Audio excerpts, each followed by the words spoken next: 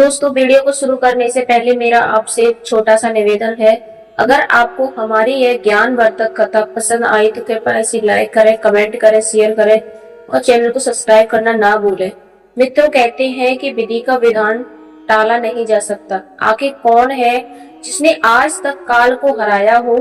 किसके समय के आगे अपनी जिद मनवा ली हो? समय से बड़ा कोई नहीं, वह राजा को रंक और रंक से राजा बना देता है। आज मैं आपको एक महत्वपूर्ण पौराणिक कथा सुनाने जा रही हूँ, जिसमें हमें यह गहरा सत्य समझने को मिलेगा कि भाग्य और मृत्यु का विधान अटल है। बहुत समय पहले उज्जैनी नगर में एक प्रतापी राजा रहते थे, सम्राट विक्रमादित्य। राजा धर्मात्मा, परोपकारी और प्रजापालक थे। वे अपने प्रजा से इतना प्रेम करते थे कि रात के समय दोष वेश बदलकर नगर भ्रमण करते, ताकि लोगों की परेशानियों को जान सके। एक रात राजा वेश बदलकर निकले। नगर से बाहर निकलते निकलते वे एक घने जंगल में पहुंच गए। तभी उसकी नजर एक नौजवान लकड़हारे पर पड़ी। वह कुल्हाड़ी कंधे पर लिए पेड़ पर चढ़कर लकड़ी काटने लगा। उसकी आंखों में मेहनत और जीवन की आशा थी।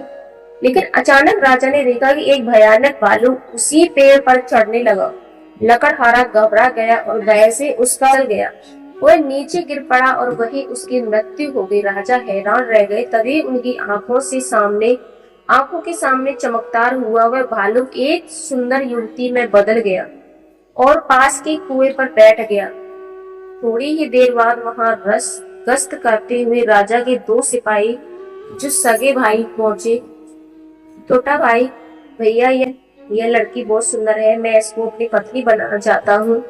बड़ा भाई बोला, छोटे भाई के रहते तू विवाह नहीं कर सकता, पहले मेरा अधिकार है। दोनों में विवाद बढ़ा। फिर निश्चय किया कि लड़की से ही पूछ लेते हैं। युवती बोली, मैं अविवाहित हूँ, लेकिन विवाह उसी से करूंगी जो मुझसे अधिक बहादुर होगा। यह सुनते ही दोनों भाई युद्ध में भिड़ गए और अंततः दोनों ने एक दूसरे को तलवार से मार दिया। राजा अवाक रह गए। वह युवती जोर जोर से हंसने लगी और जंगल की गहराई में चली गई। राजा ने पीछा किया। चलते चलते उन्होंने देखा कि युवती अब जहरीले नाग का रूप ले चुकी है। नाग नदी की ओर बढ़ा और वहां एक नाव में जा कूदा। नाव में बैठे लोग भयभीत होकर पानी में कूद पड़े। कुछ तैरकर बच गए निकले, लेकिन जो तैरना नहीं जानते थे वे डूबकर मर गए। राजा स्तंभ रह गए। इतनी मृत्यु उनकी सामने घट गई थी। फिर वह नाग नदी से निकलकर आगे बढ़ा और इस बार वह एक वृद्ध ब्राह्मण बन गया। राजा ने सोचा, अब समय है सत्य जानने का। उन्होंने ब्राह्मण को प्रणाम कर पूछा, और आप कौन हैं? सच बताइए। पहले ब्राह्मण टालने लगा, लेकिन राजा का हट पर अड़े रहे। आखिर वह हंस पड़ा और बोला, राजन, तुमने सही सब पहचाना। मैं कोई साधारण मनुष्य नहीं, मैं स्वयं काल हूँ। राजा ने आश्चर्य से पूछा, यदि तुम काल हो तो यह सब क्यों किया? काल ने शांत स्वर में कहा, हे राजन, हर प्राणी के जन्म के साथ उसकी मृत्यु का समय, स्थान और कारण निश्चय हो जाता है। लकड़हारे की मृत्यु वृक्ष से गिरने से ही लिखी थी, सैनिक भाइयों की मृत्यु आपसी युद्ध से लिखी थी और नाव वालों की मृत्यु डूबने से तय थी। मैं केवल परिस्थितियां बना देता हूँ, विधि का विधान कोई नहीं बदल सकता। राजा ने फिर पूछा, तो बताओ मेरी मृत्यु कब और कैसे होगी? काल बोला, हे राजन, यदि मनुष्य अपनी मृत्यु पहले से जान ले तो वह जीते जी मर जाएगा। वह जीवन का सुख कभी नहीं ले पाएगा।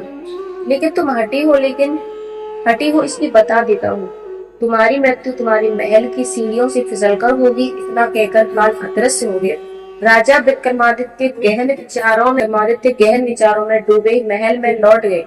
दोस्तों, इस कथा से हमें यह सीख मिलती है कि जो भाग्य में लिखा होता है वही होता है। मृत्यु, जन्म, विवाह, धन, वृद्धि, ये सब पहले से ही तय है। मनुष्य चाहे कितना भी चतुर क्यों ना हो, काल के विधान को कोई नहीं बदल सकता। इसलिए हमें जीवन को व्यर्थ चिंता में नहीं गंवाना चाहिए, बल्कि हर पल कोई ईश्वर का आशीर्वाद मानकर परोपकार, भक्ति और सत्कर्म में लगाना चाहिए।